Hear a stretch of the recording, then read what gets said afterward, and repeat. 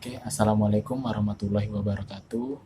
Nama saya Farel Rizky Ferianto, NIM 501190266. Saya mahasiswa Universitas Islam Negeri Sultan Taha Saifuddin Jambi, Prodi Ekonomi Syariah, Fakultas Ekonomi dan Bisnis Islam. Oke, saya membuat video ini untuk memenuhi tugas ujian akhir semester atau UAS dari mata kuliah pengantar manajemen dengan dosen pengampu Bapak Z. Haryanto SHMH. Nah, jadi pertanyaannya yang pertama yaitu dalam ilmu manajemen terdapat 4 tahap dasar planning atau perencanaan. Jelaskan. Oke, 4 tahap perencanaan yaitu yang pertama menetapkan target atau tujuan. Maksudnya perencanaan dimulai dengan keputusan-keputusan tentang keinginan atau kebutuhan organisasi atau kelompok kerja. Tanpa rumusan target atau tujuan yang jelas, organisasi akan menggunakan sumber daya secara tidak efektif. Nah, yang kedua, merumuskan keadaan saat ini. Maksudnya, pemahaman akan posisi atau keadaan organisasi sekarang ini daripada tujuan yang hendak dicapai atau sumber daya yang tersedia untuk pencapaian tujuan merupakan hal yang sangat penting. Karena tujuan dan rencana menyangkut waktu yang akan datang. Hanya setelah keadaan organisasi saat ini dianalisa, rencana dapat dirumuskan untuk menggambarkan rencana kegiatan lebih lanjut. Tahap kedua ini memerlukan informasi, terutama keuangan dan data statistik, yang didapat melalui komunikasi dalam organisasi. Yang ketiga, mengidentifikasi segala kemudahan dan hambatan. Segala kekuatan dan kelemahan serta kemudahan dan hambatan perlu diidentifikasikan untuk mengukur kemampuan organisasi dalam mencapai tujuan. Oleh karena itu, perlu diketahui faktor-faktor lingkungan intern atau ekstern yang dapat membantu organisasi mencapai tujuannya atau yang mungkin menimbulkan masalah. Walaupun sulit dilakukan, antisipasi keadaan, masalah, dan kesempatan serta ancaman yang mungkin terjadi di waktu mendatang adalah bagian esensi dari proses perencanaan. Yang keempat, yaitu mengembangkan rencana atau serangkaian kegiatan untuk pencapaian tujuan. Maksudnya itu tahap terakhir ini dalam proses perencanaan meliputi pengembangan berbagai alternatif kegiatan untuk mencapai tujuan, penilaian alternatif tersebut, dan pemilihan alternatif terbaik atau paling memuaskan di antara berbagai alternatif yang ada. Oke, itulah jawaban dari nomor 1 tadi. Selanjutnya soal yang kedua yaitu ada beberapa teori motivasi. Jelaskan. Oke, teori motivasi itu yang pertama menurut hierarki Maslow.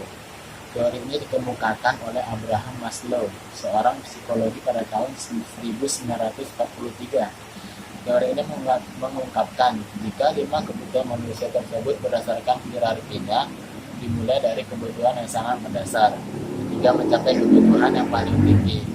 Hal ini dibahas dalam teori hierarki kebutuhan, yaitu ada 5 kebutuhan manusia yang dibahas dalamnya. Yang pertama, kebutuhan fisiologis. Kebutuhan manusia berupa makanan, minuman, pakaian, udara, dan tempat tinggal, dan kebutuhan lainnya yang digunakan untuk bertahan hidup.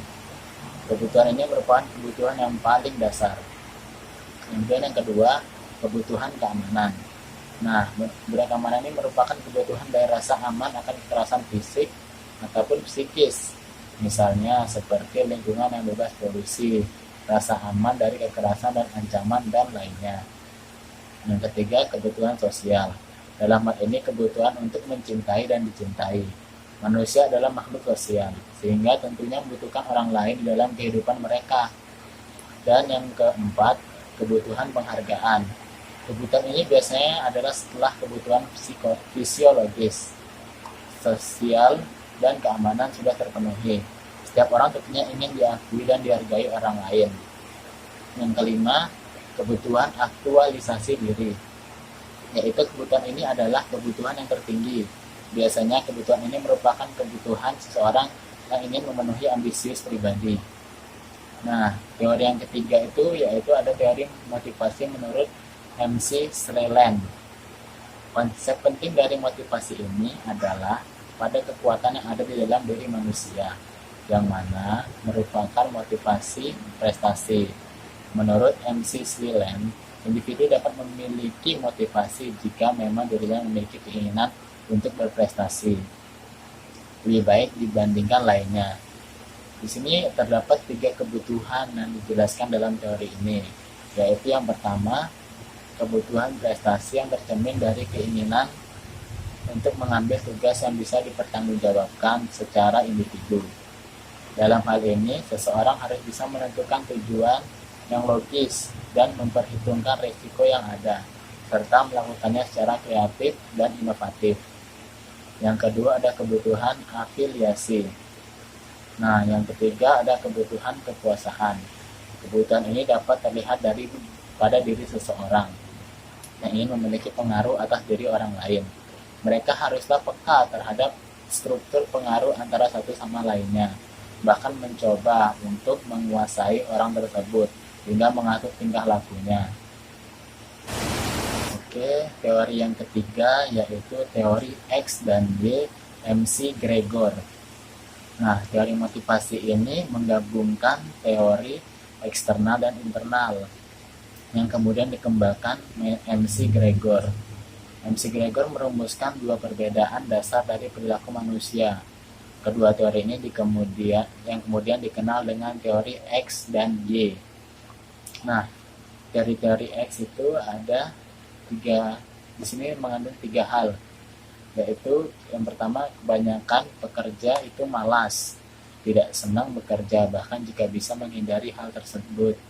Yang kedua, karena pada dasarnya memang tidak senang bekerja, maka harus dilakukan pemaksaan dan pengendalian, bahkan diperlakukan hukuman serta diarahkan agar dapat mencapai tujuan dari organisasi. Nah, yang ketiga, rata-rata pekerja memang lebih ingin dibimbing, memiliki ambisi yang kecil, dan kemauan diri sendiri atas segalanya, terkadang berusaha untuk menghindari tanggung jawab. Teori ini memang masih banyak digunakan beberapa organisasi, dikarenakan para manajer menganggap jika anggapan-anggapan dalam teori tersebut adalah benar, serta bisa diamati dari perilaku manusia. Namun sesuai dengan anggapan yang ada, teori tersebut memang tidak bisa menjawab semua pertanyaan. Untuk itulah MC Gregor menjawabnya dengan menggunakan teori yang didasarkan pada kenyataan. Nah, kemudian teori Y. Teori Y itu mengandung 4 hal. Yang pertama itu yaitu usaha fisik dan mental yang telah digunakan manusia sama dengan kegiatan bermain dan istirahat. Oke, yang kedua yaitu rata-rata seseorang akan mau belajar jika dalam kondisi yang layak. Tak hanya menerima namun juga ikut menjadi tanggung jawab. Nah, yang ketiga ada kemampuan yang sangat besar dalam kecerdikan, daya imajinasi, serta kualitas yang digunakan untuk memecahkan masalah dalam organisasi yang tersebar luas di seluruh pegawai. Yang keempat, pengendalian yang dilakukan dari luar hukuman bukanlah cara yang tepat untuk mengarahkan kepada tujuan organisasi. Nah, teori motivasi yang keempat yaitu teori motivasi menurut Herzberg. Teori Herzberg ini sering dikenal sebagai teori 2 faktor atau teori MH. Teori ini menjelaskan bagaimana seorang manajer bisa mengendalikan faktor-faktor yang dapat memberikan kepuasan kerja ataupun tidak. Berdasarkan penelitian yang ada, 2 kelompok faktor tersebut dapat mempengaruhi individu dalam organisasi, yaitu motivasi. Motivasi di sini sebagai faktor dari sumber kepuasan kerja, seperti prestasi, tanggung jawab, dan penghargaan. Kelompok dari 2 faktor kedua merupakan iklim baik yang mana dapat dibuktikan bukan sebagai sumber dari kepuasan kerja, namun sebagai sumber ketidakpuasan kerja. Faktor ini biasanya merupakan kondisi kerja, hubungan antara individu, serta teknik pengawasan dan gaji. Perbaikan dari faktor-faktor ini bisa mengurangi ketidakpuasan kerja lebih efisien, namun tidak bisa mengakibatkan dorongan kerja. Faktor iklim baik ini tidak akan memicu motivasi, hanya saja tidak ada faktor ini maka tidak berfungsinya faktor motivasi. Nah, yang kelima itu dari motivasi menurut R. Slayton Elderfer. Yaitu teori ini dikemukakan oleh Aldefer. Ini dikenal dengan teori ERG yang memiliki kepanjangan dari existence, yang mana kebutuhan dari eksistensi, relatedness, yang mana kebutuhan yang dikaitkan dengan pihak lainnya, serta growth, menyatakan sebuah kebutuhan untuk tumbuh. Makna dari ketiga istilah ini memiliki 2 poin yang sangat penting. Yang pertama, jika dilihat secara konseptual, maka akan terdapat persamaan di antara model atau teori yang dikembangkan oleh Aldefer dan Maslow. Hal ini dikarenakan existence berkaitan dengan hierarki pertama dan kedua yang ada dalam teori Maslow. Relatedness berkaitan dengan hierarki kebutuhan 3 dan 4 dalam konsep Maslow. Sedangkan growth memiliki arti yang sama dengan self-actualization pada teori Maslow. Kedua teori dari Aldefer ini memang lebih menekankan pada segala jenis kebutuhan manusia tersebut diusahakan untuk dapat dipenuhi secara serentak. Bila teori Aldefer ini diperhatikan lebih lanjut, maka terdapat 3 poin penting, yaitu yang pertama, semakin tidak terpenuhinya kebutuhan tertentu, maka akan membuat keinginan untuk memuaskannya semakin besar. Yang ketiga, kuatnya keinginan untuk memuaskan kebutuhan lebih tinggi akan semakin besar bila kebutuhan rendah tak dapat dipenuhi dengan baik. Yang ketiga, semakin sulit memuaskan kebutuhan yang tingkatannya lebih tinggi, maka akan membuat keinginan memenuhi kebutuhan yang mendasar lebih besar. Nah, jadi pandangan ini sepertinya didasarkan pada sifat atau pragmatisme manusia, yang mana dikarenakan dasar akan keterbatasannya, maka seseorang bisa menyesuaikan dirinya pada kondisi yang objektif. Dengan kata lain, memusatkan fokus dan perhatiannya pada hal-hal yang mungkin bisa dicapainya. Itulah jawaban dari nomor 2. Oke, selanjutnya yaitu soal yang terakhir atau soal yang ketiga, yaitu salah satu sektor yang terpuruk pada masa pandemi COVID-19 ini adalah ekonomi, yang menyebabkan tidak sedikit perusahaan yang goyah, bahkan harus gulung tikar atau menutup usahanya. Andaikan saudara seorang pimpinan, leader, atau manajer pada suatu perusahaan yang mengalami krisis, motivasi apa yang bisa saudara berikan dan sampaikan kepada seluruh karyawan atau pegawai yang secara struktur organisasi berada di bawah kendali saudara dalam rangka mempertahankan eksistensi atau keberadaan perusahaan? Jelaskan dan ilustrasikan motivasi tersebut. Nah, oke, jadi yang pertama itu saya akan melakukan inovasi. Dalam mempertahankan sebuah bisnis setelah dilanda krisis memang sangat sulit untuk dilakukan. Butuh mental, keberanian, dan kepercayaan diri yang tinggi untuk menanganinya. Ketika krisis terjadi, janganlah menyalahkan orang lain, apalagi menyalahkan rekan kerja. Jadi yang perlu dilakukan adalah menjaga hubungan atau partnership yang sudah lama terjalin. Tunjukkan sikap percaya diri di hadapan karyawan, pelanggan, supplier, dan kreditor untuk membantu menumbuhkan sikap positive thinking.